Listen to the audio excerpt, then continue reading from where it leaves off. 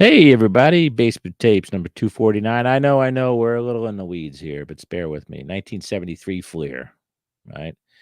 This is a baseball a thematic set, but it's not what you are accustomed to. The 1973 Fleer Wildest Days collection. Now, the problem with this is, I believe, if I'm not mistaken, TCDB considers this 1974. So there's a discrepancy there. I'll let them fight it out in the octagon. But for me, I'm just going to press forth. I have seven of these 1973 Fleered Wildest Days cards. 42 of them total.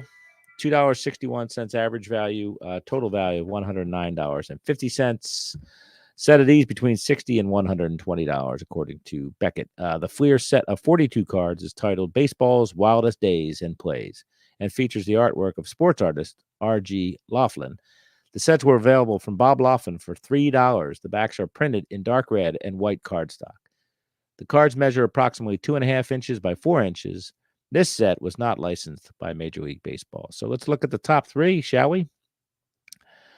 According to old Beckett OPG, which may or may not be still up and running since that big wedding over there in India. I'm sure all the Beckett OPG employees were invited to that. 1973 Fleer Wildest Days. Jim Thorpe homered into 3 states is your number one card, and there is a nice little tie, 4-way tie between Mel Ott being ejected twice, Christy Mathewson 373rd win discovered, fixed batting race, Ty Cobb, Nap Lajoie, and Jimmy Fox 6 straight walks in 1 game card. So that's that there. Let's get over and look at some of these bad boys.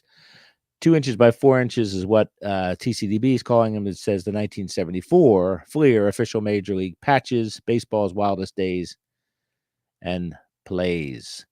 Note these cards were inserted into packs of Fleer MLB real cloth baseball patches as stabilizers and are not mentioned on the pack itself. Teams listed here are the Boston Pilgrims, the Boston Red Sox, Brooklyn Dodgers, Chicago Cubs, Chicago White Sox, Cleveland Indians, Cleveland Naps, Detroit Tigers, New York Giants, New York Yankees, Philadelphia Athletics, Philadelphia Phillies, Pittsburgh Pirates, St. Louis Browns, the Waco Cubs, and the Washington Senators. Errors and variations, none really to speak of. Packaging, let's look at the packaging here. It says nothing. Boy, that's embarrassing. I clicked that button. So remind me not to hit that button anymore. Let's look at the overview. Let's see if we could see anything in packaging. There's the packages. It says real cloth baseball patches, 10 cents. Looks like Willie Stargell there on the cover, but probably unauthorized. Has all the logos, but it does say Major League Baseball officials. So I'm not quite sure what Beckett was saying, how they weren't authorized, but they sure do look authorized to me when you see that red, white, and blue logo there. Officially licensed product. So, yeah. I don't know. I'm as confused as you folks are. So let's get to the gallery because there's some fun looking cards to look at. What the heck? Hold on, folks. Let me get us back. Let me get us back on track here. Coming at you. I ended up somewhere I didn't want to be. So let's get to this gallery. There we go. Anyway, card 1, 49 runs scored in a game. Chicago Cubs, Philadelphia Phillies. That was 1922. And it came pretty close in the 70s, I believe, too. It says the Cubs and Phillies scored 49 runs in a game. Backs of the cards again, red, as we said. Baseball's wildest plays and days and plays. Card number 1 of 42 cards by R.G. Laughlin, copyright 1973, Fleer Corp. Philippi 19141. Card number 2 is Frank Chance, hit by pitches 5 times in 1 day. Card 3, homered into 3 states. Jim Thorpe, when he was in, I guess, I don't know who he's playing for. Maybe that's the Waco part of it, right? Let's read the back of that card. That's how we learn stuff. Baseball's wildest plays, days and plays. Oklahoma, Arkansas, Texas Stadium. Game today. Thorpe homered into 3 states in 1 game. When the world's greatest athlete, Jim Thorpe, was stripped of his 1912 Olympic medals because of a few pro baseball games at the Carlisle Indian School, manager John McGraw hurried to sign him for the Giants. McGraw knew he'd be a great attraction. It turned out he was a greater attraction than baseball player. He did have one fantastic day on a spring exhibition tour. In a game in Texas, at the convergence of the Oklahoma and Arkansas border, Big Jim homered into 3 states in the one game. His first line drive cleared the left field fence in Oklahoma. His second, the right field fence into Arkansas. And his third was an inside the park round tripper in Texas. So that's a pretty cool little fact there.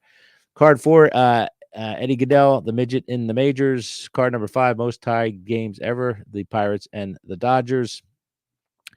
7 errors in 1 inning, the Cleveland Indians there. Card 7, 4 20-game winners without a pennant. That's the White Sox. Card number 8, umpire signals strikes. Dummy Hoy. A deaf mute caused umps to signal strikes. So that's where you get that from, folks. And they did call the deaf mutes dummy back then. There was quite a few of them that were given that unfortunate name. Card number 9, 14 hits in 1 inning. That's the Detroit Tigers. I guess the Red Sox were the ones doing the battering. The Yankees not shut out for 2 years. That's card number 10.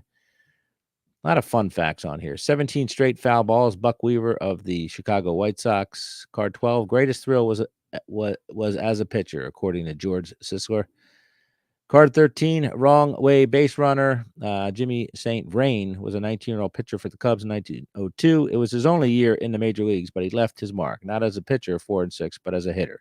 He was a very poor batter, like many pitchers, and one day his manager, Frank Seeley, asked him why he batted righty when he threw left-handed. Seeley suggested that with nothing to lose, St. Vrain try it from the other side of the plate. Jimmy did and promptly bounced the ball towards Honus Wagner and shortstop. St. Vrain dropped his bat and ran towards third base. He had gotten turned around in his thinking and momentarily puzzled Wagner. Finally threw to first for the putout. So fun stuff there. 14 sits out series. Kai Kyler, the star who sat out the World Series. I'm going to read more about all this stuff. The grounder that climbed the wall, Washington Monument, so on and so on. So a lot of wacky baseball facts in this set. Too many for me to mention here because there are, again, 40-something of these cards, and I don't want to bore everybody. So I'll read this when I'm in my pajamas and slippers in a few minutes and report back to you perhaps in a dark corner at a nondescript baseball card show somewhere in the country. So anyway, that's Basement Tapes 249. Thanks so much. The 1974 or 73 Fleer official Major League patches or unofficial baseball wildest days and plays. Cheers.